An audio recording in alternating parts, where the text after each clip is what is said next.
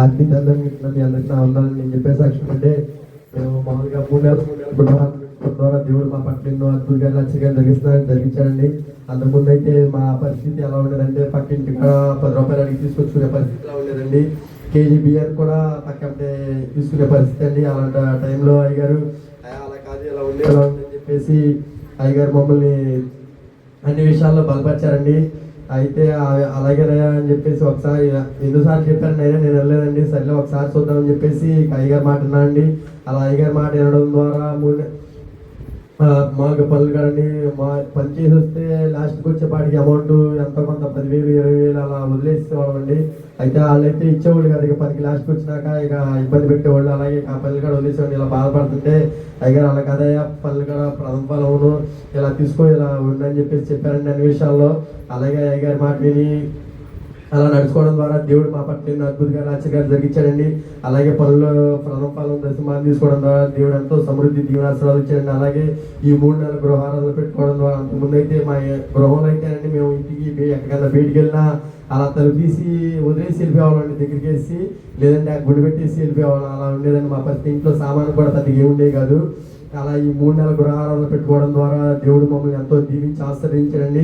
First కోవడానికైతే మాకు amount కూడా పక్కంటే అడిగి తీసుకొచ్చుకుని పెట్టుకున్నామండి. ఫస్ట్ స్టార్టింగ్ 3 నెలల గృహారాధనకి అయితే నెక్స్ట్ ఆ గృహారాధన అయిపోయి మళ్ళీ నెక్స్ట్ కోవడానికి దేవుడు సమృద్ధి ఇచ్చాడండి. అలా 3 నెలల గృహారాధనకి దేవుడు మాకు ఇంట్లోకి ఒక్కొక్క వస్తువు ఒక్కొక్కటి గిఫ్ట్ అలా ఇచ్చాడండి. 3 నెలల గృహారాధన ద్వారా ఇచ్చాడండి. అలా ఇంట్లో ఎన్నో సామాన్లు ఎంతో సమృద్ధి దీవెనాశీర్వాదాలు అలా ఇచ్చాడండి దేవుడు. అలా ఇచ్చినాక తర్వాత మళ్ళీ మేము ఒక సంవత్సరం అయితే ఈ 3 నెలల గృహారాధన వదిలేసానండి. పెట్టుకోవడం ద్వారా ఫస్ట్ ఒక కోట పెట్టుకున్నాక అంతేనండి, ఇక పెట్టుకోవాలండి కోటలో. అలా పెట్టుకోకపోవడం ద్వారా మాకు ఎంతో లేమిడి, మాకు రావాల్సిన దానిసయం కూడా ఇవ్వడానికి ఎంతోమంది ఇవ్వట్లేదండి, ఇబ్బందులు పెడుతున్నారు. అలా తర్వాత ఇక అయ్యగారు ఇలా ఇబ్బంది పడుతున్నారు, పెట్టుకోండి కోటాలు పెట్టుకోవట్లేదు మీరు అని చెప్పేసి ఇలా చెప్తే సరేనే పెట్టుకున్నాం అని చెప్పేసి అనుకున్నామండి. అలాగే మేము ముందు పాతింట్లో ఉండేవాడిని నేను అక్కడ పూరింట్లో. అయితే ఈ కొత్త సంవత్సరంలో దేవుడు మమ్మల్ని ఈ గృహంలోకి తీసుకొచ్చాడండి. నేనైతే అసలు నాకైతే ఇక్కడికి రావడానికి లేదండి. అసలు మా అమ్మకి నాకైతే అసలు పడదండి. అసలు మామూలుగా ఏదన్నా అంటే సార్ అసలు నేను ఊరికి మామూలుగా పాస్పాకి ముంగిసుకున్నట్టు అలా ఉండేదండి మాకు. అలాంటిది మా అమ్మ అసలు ఎంతో మామూలుగా నాతో సమాధానంగా ఉండేపాటికి దేవుడు నా మనసు కూడా మార్చేసాడండి. అలాగే వెళ్దామని చెప్పేసి మా ఆవిడ ఎంతో బతులాడిందండి, అక్కడికి వెళ్దాం అని చెప్పేసి వద్దు కుదరదు తర్వాత వెళ్దాం ఇప్పుడు కాదని చెప్పేసి అనేవాడిని. అలాగే బలవంతం ద్వారా సరే అని చెప్పేసి అనుకుంటే ఈ కొత్త సంవత్సరాలు వద్దామని చెప్పేసి అయ్యగారు కూడా చెప్పేవాడిని. సరేనే వెళ్ళండి, మరి ఎవరి గదిలో సపరేట్ ఉండాలి, పై గదిలో మీరు కింద గదిలో మీరు ఉన్నారని. అలా కాదా అక్కడికి వెళ్తే ఇక మొత్తం కలిసి ఉండేటట్టు కలిసి వండుకుంటాం అంతా కలిసి ఉంటున్నాయా అని చెప్పేసి అంటే అలాగే దేవుడు అయ్యగారు అమ్మగారు ప్రార్థన చేశారండి. అలాగే ప్రార్థన ద్వారా దేవుడు మాకెంతో ఇంట్లో కలిసి ఉండడానికి దేవుడు శుభపరిచాడండి. అలాగే అసలు ఇక్కడికి వచ్చిన కంటే అసలు మాకు ఎటువంటి గొడవలు కానీ అసలు ఏమీ లేదండి. కాకపోతే మా బుడపిల్లగారండి కొంచెం కోపం ఎక్కువైపోయింది, నాకంటే ఎక్కువైపోయిందండి కోపం.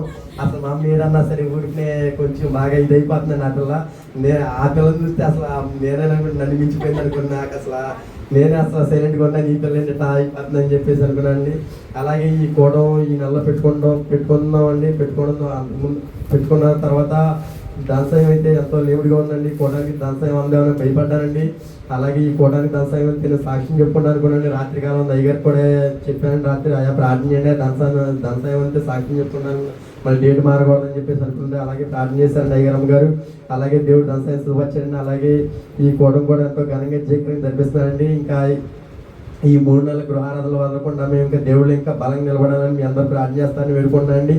ఇదే నా సెక్షన్, నా గురించి నా కుటుంబం గురించి ప్రార్థన. మీ అందరికీ నమస్కారం.